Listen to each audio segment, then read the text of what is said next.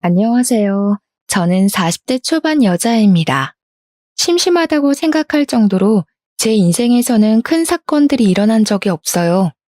병원에 입원할 정도로 다친 적도 없고 경찰서에 가본 적도 없이 무난하게 잘 살아왔던 것 같습니다. 그런 저에게도 아주 폭풍처럼 휘몰아쳤던 엄청난 일이 닥치게 되었죠. 지금은 모두 정리가 되어 이렇게 이곳에 사연까지 남길 수 있을 정도로 마음이 많이 안정되었는데요.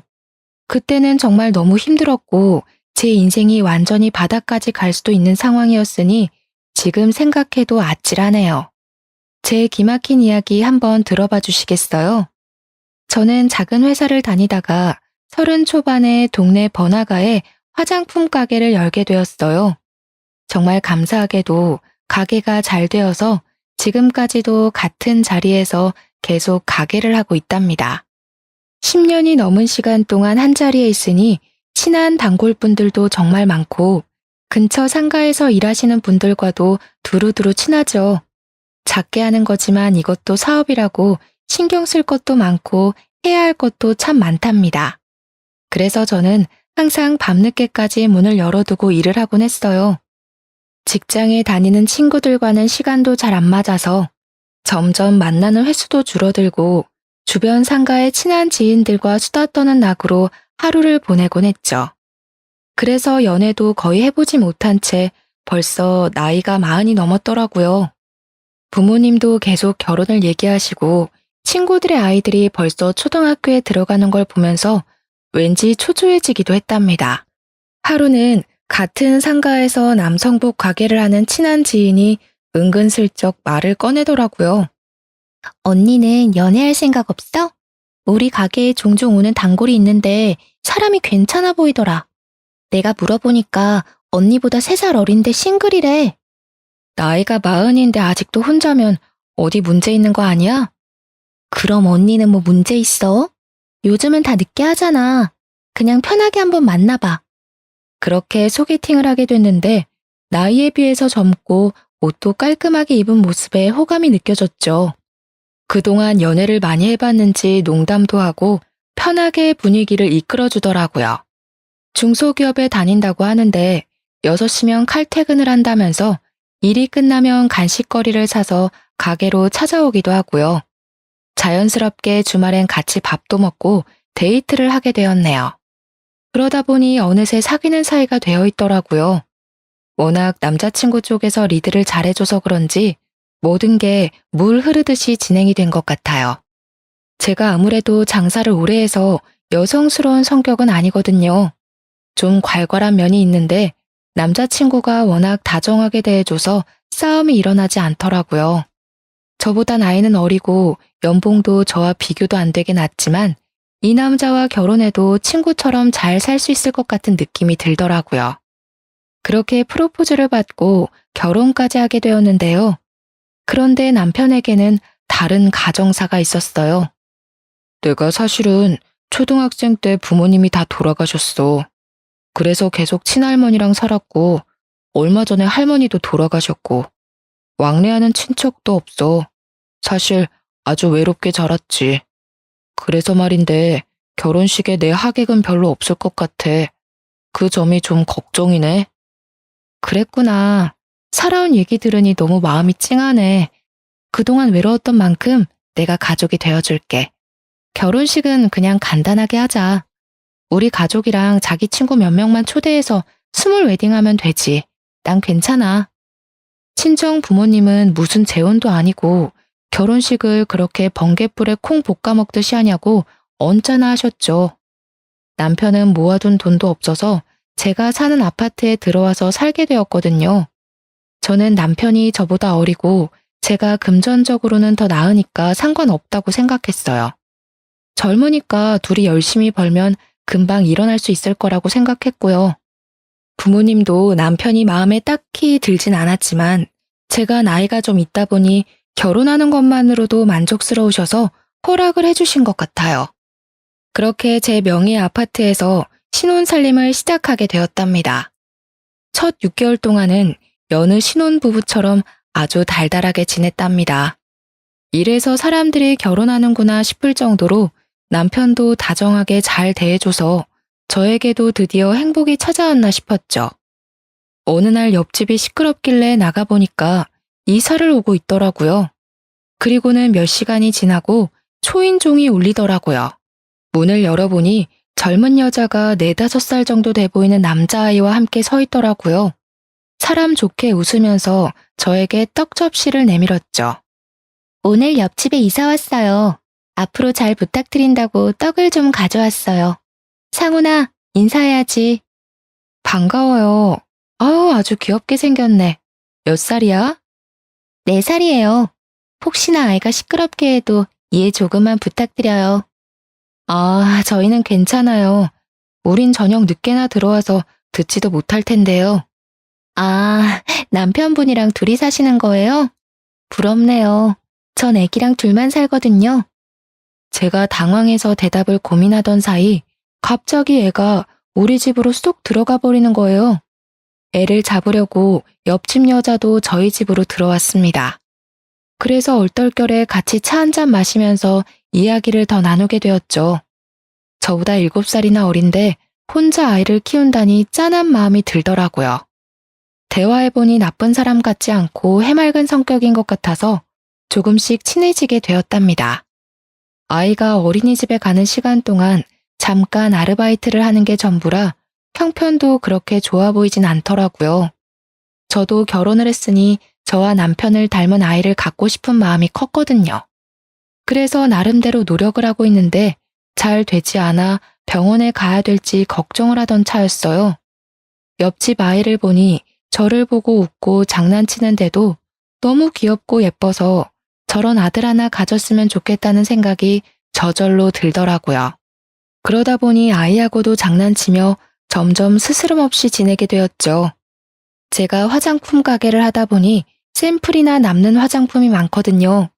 그래서 몇 번 화장품을 가져다 주니까 자기 나름대로 남을 묻혔다고 가져다 주고 과일도 갖다 주면서 서로의 집을 왕래하는 경우도 늘어나게 되었어요. 하루는 남편과 함께 출근하려고 현관문을 열었는데 마침 옆집 여자도 나오더라고요. 그런데 운동을 하러 가는 건지 착 달라붙는 레깅스와 짧은 티셔츠를 입고 있더라고요. 옆집 여자의 늘씬한 라인이 그대로 드러나는 옷이었어요. 어머, 언니, 딱 마주쳤네요. 어머, 남편분은 처음 뵙네요. 안녕하세요. 옆집 여자가 간드러지는 목소리로 남편한테 인사를 하더라고요. 남편도 옆집 여자를 빤히 보며 인사를 하는데 기분이 좀 그렇더라고요. 옆집 여자는 현관 복도에 배달된 생수 상자를 옮기려는 듯이 엉덩이를 높게 쳐들고 상자를 낑낑대며 밀기 시작하더라고요. 어찌나 자세가 민망한지 엉덩이를 한 대 쳐버리고 싶은 충동까지 일더라고요. 남편이 힐끔대길래 얼른 엘리베이터 쪽으로 등을 빨리 떠밀어 버렸답니다. 저는 사실 좀 살집이 있는 편이거든요. 나이가 있어서 그런지 날씬한 여자를 보면 좀 부럽긴 하더라고요. 그래도 그렇지 아침부터 그렇게 딱 붙는 옷을 입는 건 좀 아니지 않나요? 하루는 남편이 야근이라면서 밤늦게 온다고 하더라고요. 혼자 저녁 먹을 생각을 하고 있는데 초인종이 울렸어요. 어머 언니, 오늘 내가 요리를 아주 기가 막히게 했는데 내가 손이 아주 커서 양을 너무 많이 한 거 있죠? 바로 우리 언니 생각나더라고. 괜찮으면 우리 집에 와서 같이 저녁 먹어요. 그래서 같이 옆집에 갔는데 주방에 처음 보는 남자가 앉아 있어서 좀 당황했어요. 언니는 처음 보겠다. 우리 사촌 오빠예요. 저 혼자 산다고 자주 도와주러 오거든요. 오늘도 형광등 갈아준다고 왔네요. 오빠가 사람이 진짜 괜찮은데 아직도 여자친구가 없어서 큰일이야. 저는 사촌 오빠라는 남자와 어색하게 인사를 나눴어요. 좀 불편해서 그냥 집에 가고 싶었지만 예의가 아닌 것 같아서 그냥 식탁에 가서 앉았죠.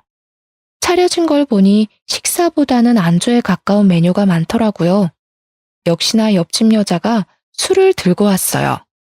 마침 우리 아이도 오늘 친정집에 가서 자게 됐거든요.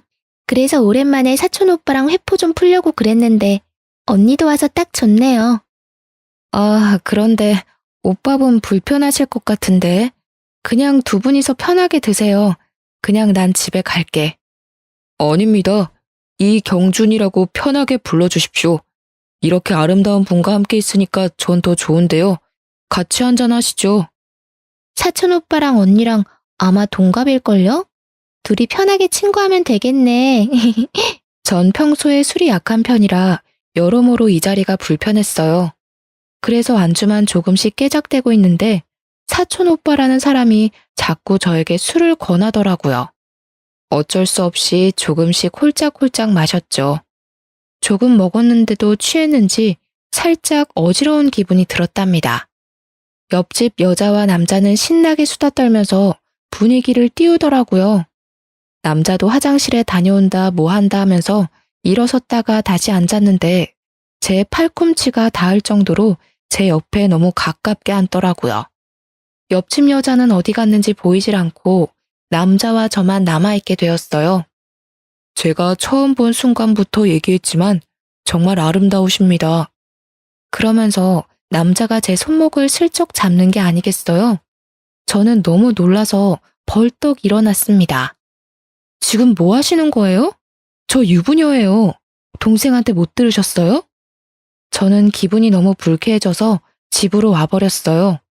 그 일이 있은 후에는 일부러 옆집이 나가는 소리가 들리면 한참 후에 나가는 식으로 옆집 여자를 좀 피하려고 했답니다.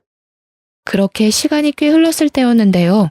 저녁밥을 하고 있는데 초인종이 울렸어요. 직감적으로 옆집 여자라는 생각이 들어서 문을 안 열려고 했는데 글쎄 남편이 이미 열었더라고요. 어쩔 수 없이 현관으로 나가보니 옆집 여자가 끈 나시티 하나에다 짧은 반바지만 입고 서 있는 거 있죠? 언니, 요즘 많이 바쁜가 봐요. 통 얼굴을 못 보네요. 우리 아들이 먹고 싶다고 해서 김밥 좀 많이 했거든요. 좀 드셔보세요.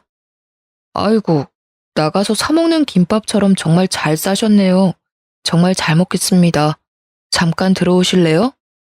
이제 밥 먹어야 되는데 들어오긴. 밥을 벌써 다 해서 김밥은 내일 아침에 먹으면 되겠네. 암튼 고마워. 잘 가. 저는 옆집 여자를 서둘러 보내버리고 남편도 얼른 식탁에 앉으라고 큰 소리를 냈죠. 남편이 마지못해 와서 밥을 먹더라고요. 당신보다 나이가 한참 어려서 그런가? 애엄마인데도 엄청 몸매가 좋으시네. 누가 보면 당신이 애엄마인 줄 알겠어.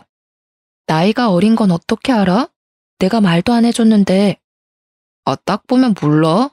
훨씬 어려 보이는구만. 당신도 관리 좀 해. 맨날 가게에서 앉아만 있으니까 뱃살이 더 나오잖아. 좀 그만 좀 먹고. 나이 많아서 살도 안 빠지는 거 몰라? 가뜩이나 몸매가 훤히 드러나는 옷만 입는 옆집 여자도 거슬리는데 남편이 자꾸 옆집 여자와 저를 비교하니까 화가 솟구쳤습니다.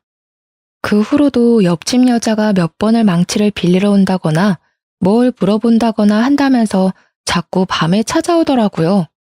그때마다 남편하고 얼마나 간드러지게 대화를 하는지 한 번은 날 잡아서 말을 좀 해야겠다고 생각하고 있었죠. 남편이 계속 늦게 들어오고 대화도 예전처럼 많지도 않아서 같이 있으면 좀 서먹한 느낌까지 들더라고요. 이럴 때 아기가 있으면 아기 재롱에 같이 웃기도 하면서 살면 얼마나 좋을까 하는 마음이 자꾸 생기더라고요. 하지만 한약도 먹어가며 노력을 해봐도 좋은 소식은 쉽게 찾아오지 않았답니다. 온 신경이 아기 생각에 쏠려서 한 달 한 달 기대와 실망을 반복하며 지내니 제 자신조차도 황폐해져가는 기분이 들었어요. 밖에서 저보다 나이 어린 여자들이 유모차를 끌고 가는 모습을 보면 얼마나 부럽고 좋아 보이던저. 나는 저런 행복을 영영 느껴보지 못하는 게 아닐까 하는 조급함이 밀려오고 좀 더 어릴 때 결혼을 했어야 했다는 후회도 들곤 했어요. 남편과의 사이를 좀 돈독하게 만들어 보려고 오랜만에 주말에 밖에서 데이트를 하자고 했죠. 남편이 어찌나 귀찮은 표정으로 싫은 티를 내던지 서운하더라고요. 어르고 달래서 현관문을 나서는데 옆집에서도 인기척이 나는 게 아니겠어요? 옆집 여자가 착 붙은 원피스를 입고 아들 손을 잡고 나오더라고요. 어머 언니, 오늘 너무 이쁘시네요. 어디 좋은 데 가세요? 주말이니까 남편이랑 데이트 좀 하려고. 어머, 너무 부럽네요. 어디 가는데요? 저도 날씨 좋아서 우리 아들이랑 산책하려고 나온 거거든요. 그때 아이가 남편에게 달려오더니 남편 손을 탁 잡는 게 아니겠어요. 남편이 당황해서 저와 옆집 여자를 번갈아 가면서 쳐다보더라고요. 아이가 남편 손을 막 잡아 끌고 엘리베이터 앞으로 가서 어쩔 수 없이 같이 나가게 되었어요. 아파트를 나서서 걸어가는데 아이가 남편 손을 꼭 잡고 걷고 그 옆에 어느새 옆집 여자가 붙어서 걸어가고 있더라고요. 엄격결에 저는 맨 뒤로 뒤처져서 따로 걷게 되었죠. 그때 지나가던 할머니들이 세 사람을 보면서 한마디씩 하더라고요. 아이고, 날이 좋아서 가족이 놀러 가나 보네. 좋을 때다, 좋을 때야. 아기가 지아빠를 쏙 빼닮았네. 마누라가 훨씬 어린가 보네. 남편은 들은 건지 안 들은 건지 그저 애 손에 끌려서 쫄쫄 따라가고만 있었죠. 뒤에서 세 사람을 보니까 할머니들 말대로 잘 어울리는 것 같아서 왠지 서글픈 기분이 들더라고요. 그래서 얼른 앞으로 달려가서 남편 팔짱을 끼고 걸음을 재촉했어요. 우리가 극장에 가야 돼서 좀 서둘러야 할 것 같네요. 그럼 다음에 봐요. 제가 남편을 데리고 빨리 걸으니까 옆집 여자가 입을 삐죽이더라고요. 저는 그렇게 옆집 여자와 아이를 남겨두고 남편과 차를 타고 출발을 했죠. 그렇게 남편과 극장에 갔지만 남편이 자꾸 틱틱대서 분위기를 다 망치고 말았어요. 결국 대판 싸우고 저녁도 안 먹고 집에 와서 쫄쫄 굶었답니다. 그렇게 남편과 저는 숨만 쉬어도 싸우기 시작했는데요.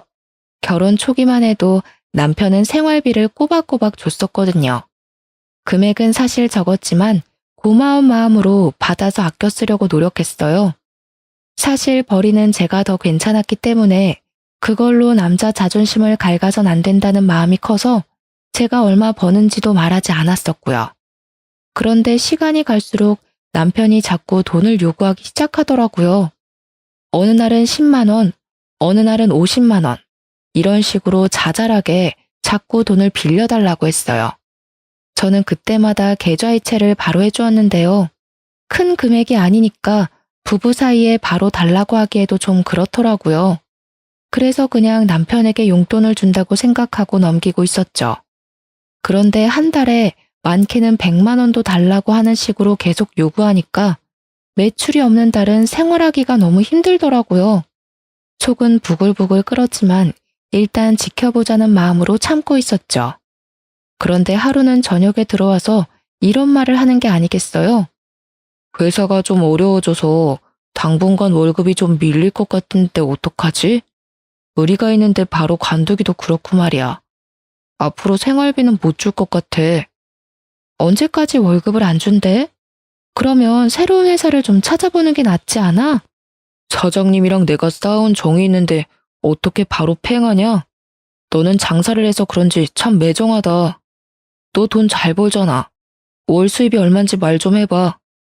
나도 많이 못 벌어. 당신 월급보다 좀 더 많은 정도야. 거짓말하지 마. 남편한테는 솔직하게 말을 해줘야지. 내가 뭐 네 돈 들고 도망이라도 간대? 왜 그렇게 숨겨? 한 달 매출이 얼만데? 매달 들쑥날쑥이라 딱 말하기가 좀 그래서 그래. 그럼 월급 다시 받을 동안 내가 알아서 생활비 내고 다 할 테니까 걱정하지 마. 그럼 됐지? 아씨, 진짜 비싸게 구네. 대충 얼마인지 말하면 될걸. 네가 이렇게 우리 사이에 벽을 만드니까 그렇게 갖고 싶다는 애도 안 생기는 거 아니야. 그게 무슨 황당한 논리야? 매출 알고 싶어하는 당신이 더 어이없어. 나도 당신 월급 정확히 모르잖아. 생활비도 그동안 30만 원 줬으면서 뭐 얼마나 많이 줬다고. 너 참 사람 은근히 무시한다. 옆집 여자 좀 봐. 말도 얼마나 사근사근하게 하고 남자를 시켜 세워주냐? 가서 좀 배워. 뭐? 지금 말 다 했어? 그리고 당신이 옆집 여자를 얼마나 한다고 그딴 소리를 해. 제가 화를 내자 남편은 짜증을 내면서 얼른 안방으로 들어가 버리더라고요. 맞아요. 생활비 30만 원 받으면서 저녁마다 고기 반찬해서 차려주고 청소며 빨래며 살림도 다 한 게 바로 접니다. 저는 그래도 혼자 일하니까 남편은 회사에서 얼마나 사람들에게 시달릴까 싶어 제가 다 도맡아 했어요. 저보다 나이도 어리지만 그래도 남편이니까 청소기 한 번을 돌린 적이 없어도 대우해 주려고 노력했네요. 그랬더니 점점 도가 지나치더라고요. 집에 오면 고개를 핸드폰에 쳐박고 저를 한번 쳐다보지도 않은 날이 늘어났답니다. 제가 대화를 해보려고 하면 귀찮아하면서 오만상을 찡그리고요. 당연히 아기를 준비하는 과정도 성의가 없었죠. 약속을 미루기 일쑤고 술 먹고 밤 늦게 들어오기도 하고요. 그런 남편의 모습을 보며 저도 점점 마음을 닫게 되더라고요. 늦게 결혼한 만큼 알콩달콩하며 행복하게 살고 싶었는데 이건 집에 청소년 남자애를 키우는 기분이 들기까지 했어요. 제가 원하던 결혼의 모습과는 너무 달라서 이럴 바엔 차라리 예전처럼 혼자 자유롭게 살고 싶다는 마음이 들었죠. 그러던 어느 날 남편의 숨겨진 모습을 보게 된 날이 있었어요. 어김없이 술 냄새를 풍기며 밤 늦게 들어와서는 방으로 들어가려는 제 팔목을 거칠게 잡더라고요. 나 차 좀 바꿔줘. 사고가 나서 차가 없어. 뭔 소리야? 말을 똑바로 해. 차가 없다니. 사고는 언제 났는데 이렇게 멀쩡해? 아무튼 사고 나서 차 폐차시켜버렸으니까 당장 차 좀 한 대 뽑아줘. 당신 능력 있잖아. 응? 야밤에 뭔 홍두깨 같은 소리를 하고 있어. 오늘 아침만 해도 멀쩡했던 차를 폐차시킨 게 말이 돼? 그럼 당신도 병원에 있어야지. 폐차시켰단 증거 있어? 증거 보여줘봐. 아이씨, 무슨 증거야. 누가 꼰대 아니랄까봐 진짜. 야, 하늘 같은 남편이 차 뽑아달라면 알았다고 하면 될 것이지. 뭔 말이 그렇게 많아? 안 되면 할부로라도 사줘. 당장 타고 다녀야 될 거 아니야. 내가 내일 계약할 테니까 당신이 명의만 좀 빌려줘. 말도 안 되는 소리 그만해. 차 사기만 해봐. 당장 급하면 내 차 타고 다녀. 그럼 되잖아. 어이씨, 진짜 더럽게 말 안 통하네. 남편은 갑자기 소리를 지르면서 집안의 물건들을 다 내던지기 시작했어요. 텔레비전부터 시작해서 청소기, 그릇들까지 닥치는 대로 깨부수는데 너무 놀라고 무서웠답니다. 남편이 이렇게 폭력적인 모습이 있는지 전혀 몰랐었는데 눈까지 희번뜩해서 난장판을 치는 걸 보니 내가 생각했던 사람이 아니었다는 생각이 퍼뜩 들더라고요. 저는 울면서 그만하라고 소리를 질렀어요. 남편은 씩씩대며 집안을 휘젓고 다니다가 문을 박차고 나가버리더라고요. 그렇게 남편은 3일 동안 집에 들어오지 않았어요. 저는 혼자서 남편이 부순 물건들을 다 치워야 했죠. 지금도 그때 혼자 울면서 집을 정리했던 기억을 떠올리니 당시에 비참했던 기분이 떠올라 눈물이 날 것 같네요. 저 역시 남편에게 연락도 하지 않았는데 저녁에 집에 가보니 아무 일도 없었다는 듯이 텔레비전을 보고 있더라고요. 그러고는 자연스럽게 저한테 말을 걸고 그 일이 있었던 이전처럼 행동하는 게 아니겠어요? 지금 생각해보면 그때 남편이 하는 대로 넘어갔으면 안 되었는데 바보 같던 저는 사과 한마디 못 받고 그렇게 구렁이 담 넘어가듯이 넘어가는 남편을 받아줬네요. 저도 장사를 하니까 말하는 걸로는 지지 않는 편인데 남편은 진짜 못 이기겠더라고요. 상황에 맞춰서 얼마나 말을 잘하고 잘 넘기는지 어느새 남편한테 끌려다니는 상황이 되곤 했답니다. 그렇게 다시 평범한 일상을 지내고 있었는데 가게로 옆집 여자의 사촌 오빠가 찾아온 게 아니겠어요? 어떤 남자 손님이 자꾸 저를 흘깃거리길래 말을 건네려고 가까이 가보니 그 남자더라고요. 제가 놀라서 쳐다보니까 남자가 씩 웃는데 기분이 좀 그렇더라고요. 그동안 잘 지내셨어요? 제가 찾아와서 놀라셨죠? 아, 네. 좀 당황스럽네요. 화장품 사러 오신 거예요? 여기가 제가 하는 가게인 거 알고 오신 거예요? 네. 이 근처에 뭐 사러 왔다가 여기서 화장품 가게 하신다고 사촌 동생이 말했던 게 기억이 나서요. 혹시나 들어와 봤는데 딱 여기 계셔서 저도 놀랐습니다. 점심 안 드셨으면 같이 드실래요? 저 혼자 먹으려던 참이거든요. 아, 먹을 시간이긴 한데 전 보통 배달시켜서 간단하게 먹어요. 그러지 마시고 나가시죠. 제가 아주 맛있는 거 사드릴게요. 오늘 날씨가 아주 좋아요. 바람도 쐬고 좋잖아요. 자자, 얼른요. 저도 좀 마음이 답답했었는데 산책하면 좋겠다 싶어 그냥 따라 나섰어요. 근처에 맛있는 식당을 안다면서 저를 이끌더라고요. 그래서 20분 정도를 천천히 걸어가며 얘기를 나눴죠. 주로 남자가 질문하고 저는 짧게 대답만 하는 식이었답니다. 저번에 일이 좀 걸리긴 했지만 옆집 여자에 대해 좀 알고 싶기도 해서 남자를 따라 나선 것도 있었고요. 은근슬쩍 옆집 여자에 대해서 물어봤는데요. 옆집 여자에 대해 얘기해 준 거라곤 혼인신고한 적 없이 아이 아빠와 살다 헤어져서 아이를 키우며 혼자 산다는 이야기였어요. 대부분 이미 알고 있던 거라서 딱히 놀랍지도 않았고 중요한 얘기는 해주질 않아서 좀 김이 빠졌죠. 그날 저녁에 집에 들어갔는데 남편이 옆집 아이와 함께 놀고 있는 게 아니겠어요? 둘이 아이가 가져온 로봇을 가지고 신나게 장난을 치고 있었는데 남편이 그렇게 아이와 잘 놀아주는지 처음 알았네요. 당신 어떻게 된 거야? 이렇게 늦은 저녁에 왜 옆집 애가 여기 있어? 갑자기 급한 일이 생겼다고 잠깐만 맡아달라고 부탁을 하더라고. 그래서 몇 시간만 봐주기로 했어. 이웃지간에 그 정도는 도울 수 있잖아. 그래, 뭐. 근데 당신이 이렇게 애랑 잘 놀아주는지 몰랐네? 뭘 잘 봐. 그냥 같이 좀 놀아만 주는 거지. 아, 시끄러. 얼른 저녁이나 해. 애도 밥은 먹여서 보내야 할 거 아니야. 옆집 여자가 밉상이어도 애가 무슨 잘못이 있겠나 싶어 아이가 잘 먹을 만한 반찬으로 저녁을 준비하기 시작했어요. 어느새 남편과 아이는 안방에 들어가서 뭘 하는지 깔깔 웃는 소리가 거실까지 들리더라고요. 저는 밥 먹으라는 소리를 하려고 안방 문을 살짝 열었는데 아이가 남편에게 아빠라고 말하는 걸 똑똑히 듣고 말았습니다. 한 번이면 모르겠는데 2번이나 들어서 너무 놀라 문을 활짝 열었죠. 지금 얘가 아빠라고 하지 않았어? 분명히 들었는데? 뭔 소리야, 그런 적 없는데. 잘못 들었겠지. 내가 2번이나 분명히 들었어. 아빠 이거 해줘. 이랬잖아. 당신은 못 들었어? 그랬나?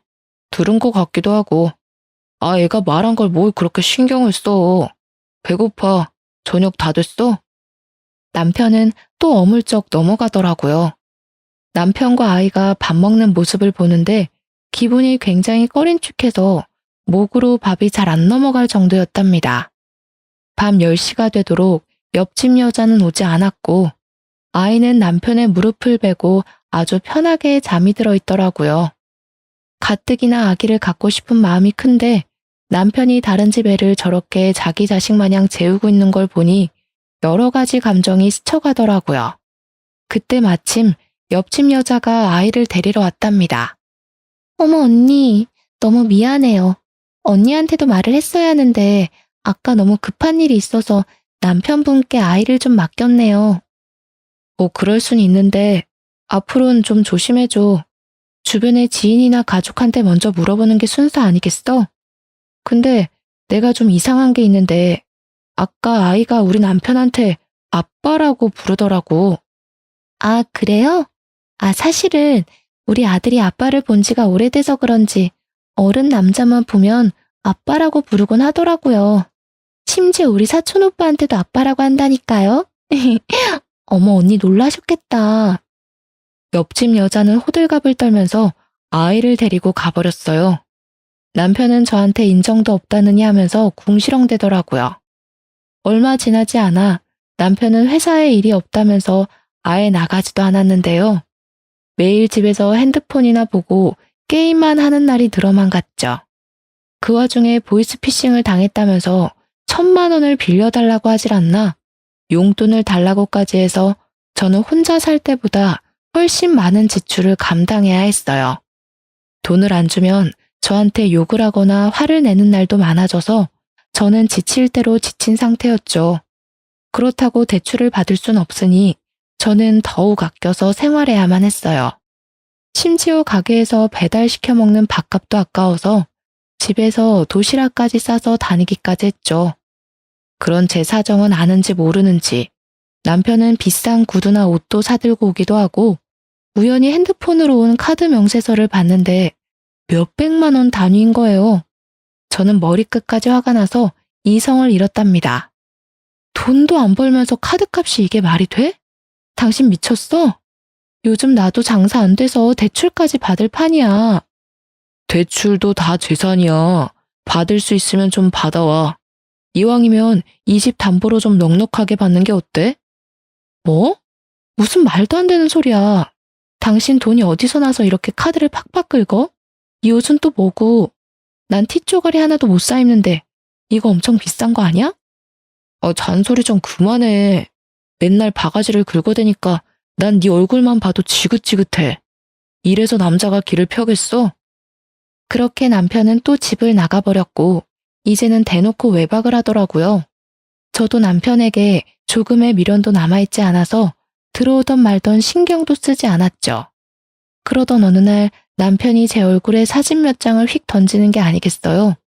어이가 없어서 사진들을 살펴봤는데 사진 속에는 저와 옆집 여자의 사촌오빠가 나란히 걷고 있는 모습이 담겨 있었어요. 저는 황당한 얼굴로 남편을 바라봤죠. 너 바람났냐? 어떤 놈이야? 어떤 놈이길래 대낮부터 이딴 데를 드나들어? 도대체 무슨 소리야? 그냥 걷는 사진인데 무슨 말도 안 되는 소린데. 그리고 이 남자, 옆집 여자 사촌오빠야. 야, 사진 똑바로 봐. 뒤에 찍혀있는 장소를 보라고. 이렇게 증거가 있는데 발뺌이야? 너 당장 이혼이야. 참나 어이가 없어서. 간판 코딱지만하게 보이는 걸 갖고 우기는 거야? 이딴 걸 지금 증거라고 들이미는 거야? 다른 남자랑 같이 있는 사진이 찍혔는데 뭔 말이 많아. 네가 바람핀 거고 네가 유책 배우자야. 네가 날 배신했고 난 절대 안 봐줄 거니까 변호사나 준비해. 이거 말고도 다른 증거 차고 넘쳐. 이 남자 옆집 여자 사촌 오빠라니까. 내가 옆집 여자 불러올게. 물어보면 되잖아. 저는 옆집 여자에게 연락해서 집으로 좀 와달라고 했죠. 바로 초인종이 울리고 옆집 여자가 실실 웃으면서 집 안으로 들어오더라고요. 옆집 여자가 바닥에 떨어진 사진 한 장을 집어들고 한참 바라봤어요. 어머 언니, 이 사진은 뭐예요? 우리 사촌 오빠랑 바람난 거예요? 어머 웬일이야. 거봐, 이분도 나랑 같은 말을 하시네. 감히 나 몰래 다른 놈을 만나? 내가 무조건 소송 걸 거야. 어쩐지 우리 사촌 오빠가 요즘 만나는 여자가 있다고 하더니 그게 언니였는지는 상상도 못했네요. 아, 그러셔? 그럼 어디 다른 증거도 좀 보여줘봐. 이까짓 거로 소송한다니 머리가 떨어져도 한참 떨어지는 거 아니야? 그럼 이건 어때? 이 정도는 돼야지. 저는 남편 핸드폰으로 동영상 하나를 전송했어요. 동영상을 보기 시작한 남편의 얼굴이 사색이 되어 가더군요. 동영상 안에는 남편과 옆집 여자 그리고 사촌 오빠가 커피숍에서 대화를 나누는 장면이 찍혀져 있었거든요. 아, 진짜 돈 뜯어내기 더럽게 어렵다니까. 이번에 1,000만 원도 간신히 뜯었어. 이 뚱땡이랑 언제까지 살아야 되냐? 역겨워 죽겠어. 빨리 끝내고 싶다 진짜. 조금만 참아 자기. 증거 조금만 더 만들면 바로 작업 들어가자. 나도 우리 자기 그 여자 옆에 두는 거 살 떨리기 싫어. 남편과 옆집 여자는 하얗게 질린 얼굴로 서로를 멍하게 바라보고 있더라고요. 저는 남편에게 다가가서 뺨을 아주 세게 때렸어요. 그리고 남편의 멱살을 잡고 거칠게 흔들기 시작했어요. 뭐? 내가 유책 배우자라고? 누가 누굴 배신해? 야, 이 버러지만도 못한 사기꾼아. 네가 어떻게 나한테 이래? 여보, 다 오해야. 이걸 어디서 봤는지 모르겠는데 이건 분명히 조작이야. 난 이 여자를 밖에서 만난 적도 없는데 어떻게 이런 게 찍혀. 이건 날 모함하는 거라고. 개풀 뜯어먹는 소리 하고 있네. 네가 뭐 얼마나 대단한 작자라고 누가 널 모함해.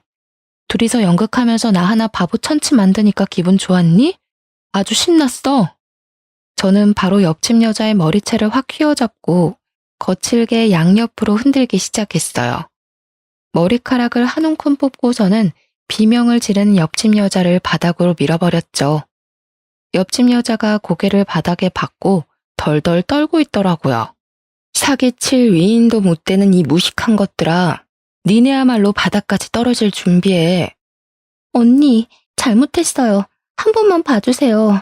너무 살기가 어려워서 그랬어요. 우리 어린 아들을 봐서라도 한 번만 봐주세요. 네? 웃기고 있네. 네 그 애틋한 아들 오늘부로 못 볼 테니까 가거나 해도. 남의 눈에서 눈물 나게 하면 네 눈에선 피눈물 나는 법이라는 걸 확실히 알게 해줄게. 저는 옆집 여자에 대해서 여러모로 이상하다는 걸 느끼고 있었는데 사촌 오빠라는 남자와 밥을 한번 먹은 뒤로 그 남자가 뭘 숨기고 있다는 인상을 강하게 받았답니다. 마침 같은 건물에 흥신소가 있었는데 오며 가며 인사를 했던 기억이 있어서 한번 속눈샘 치고 찾아가 보게 되었어요. 사촌 오빠라는 남자에 대한 정보를 좀 찾아달라고 했더니 이틀도 안 돼서 알려주었는데요. 결과가 아주 놀랍더라고요. 그 남자는 옆집 여자와 친척 사이는 당연히 아니었고 사기 전과도 있는 사람이었어요. 저는 바로 남자에게 연락해서 한번 만나자고 했는데 아주 반기면서 바로 약속을 잡더라고요. 커피숍에서 마주한 남자는 아주 사람 좋은 웃음을 지으며 저를 은근한 눈빛으로 바라보는 게 아니겠어요. 그쪽이 누군지 다 알고 왔으니까 솔직하게 다 털어놓는 게 좋을 거예요. 그럼 그쪽은 형은 면하게 해줄 테니까. 지금이 마지막 기회예요. 또 감옥 가고 싶진 않잖아요?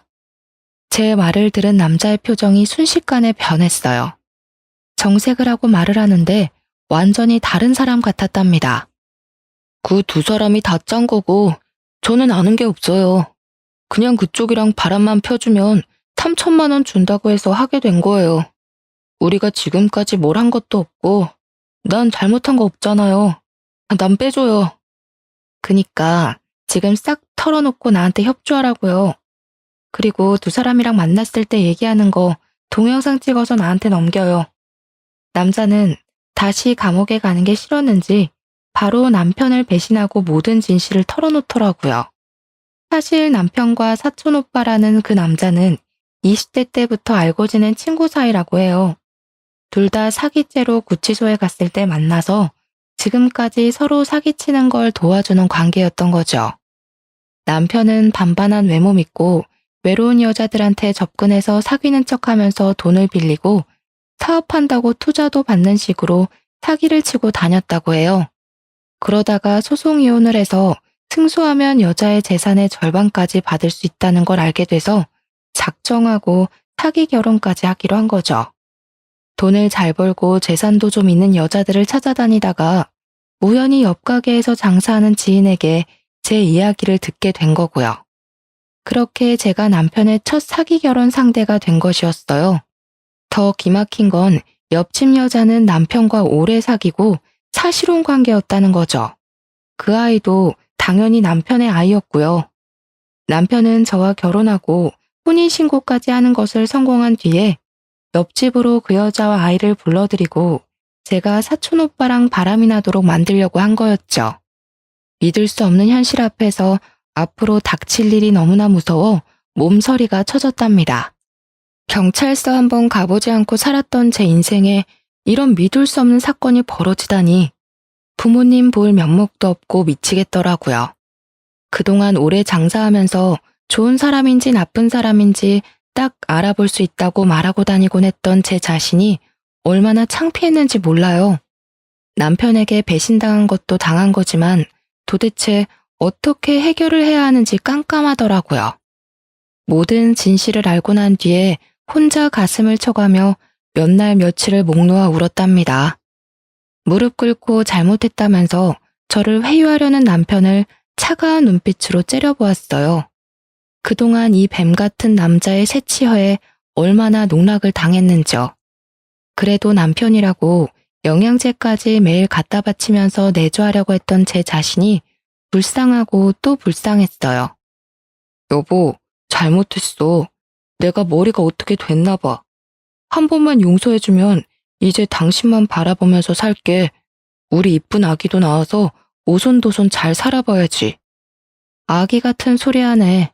네 친구가 그러더라. 너 정관 수술했다며. 난 그것도 모르고 하루하루를 테스트기에 가며 가슴 졸이고 살았는데 그런 나를 보면서 얼마나 웃겼겠어? 뭐? 오빠, 이 여자 말이 진짜야? 언제 수술했어? 우리 둘째 같자는 말은 다 거짓이었어? 나 둘째 갖고 싶다고 했잖아. 아, 시끄러워. 지금 상황 파악 안 돼? 지금 그딴 말을 왜 하는데? 아주 너네는 천생연분이다. 둘이 감옥 가서 천년만년 잘 살아봐. 지금 도망치려고 해도 소용없어. 이미 밖에 경찰차 다 와 있거든. 때마침 제 신고를 받고 온 경찰이 집 안으로 들어왔어요. 경찰을 본 두 사람이 아연실색하는 꼴이 얼마나 가짠턴죠. 여보, 한 번만 봐줘. 무슨 집안일로 경찰까지 부르고 그래. 여보, 제발. 남편과 옆집 여자는 경찰들한테 질질 끌려서 차에 태워졌답니다. 끝까지 안 가려고 바닥을 기면서 버티는데 아주 못 봐주겠더라고요. 그 후로 두 사람은 사기죄로 나란히 감옥에 들어가게 되었어요. 사촌 오빠라는 남자도 당연히 경찰 조사 끝에 형이 인정되어 구치소에 수감되었고요. 저는 감옥에 있는 남편과 이혼 소송을 진행했고 적지만 위자료도 챙길 수 있었죠. 옆집 여자 상대로 상간녀 소송도 바로 진행해서 옆집에 새들면서 냈던 보증금을 위자료로 모두 받아낼 수 있었답니다. 그게 그 여자의 전 재산이었거든요. 저는 그 이후로 충격이 너무 커서 가게를 좀 쉬었다가 최근에서야 다시 일을 시작했답니다. 이제는 많이 괜찮아져서 이렇게 사연도 보낼 수 있게 되었죠. 따지고 보면 제가 잘못한 건 전혀 없는데 왜 제 인생을 슬픔과 후회로 낭비하고 살아야 하나 생각이 들더라고요. 그래서 툭툭 털어내고 후련하게 저의 인생을 씩씩하게 살아내기로 다짐했어요. 딱히 나쁜 일을 저지르지 않고 평범하게 살았었는데 사기꾼과 결혼을 했었다니 얼마나 기막힌 노릇인지 몰라요. 그 뒤로는 사람을 만날 때 더욱 조심하게 되더라고요. 제 기막힌 사연 들어보시니 어떠셨나요? 여러분도 사람을 만날 때 어떤 사람인지 잘 따져보시고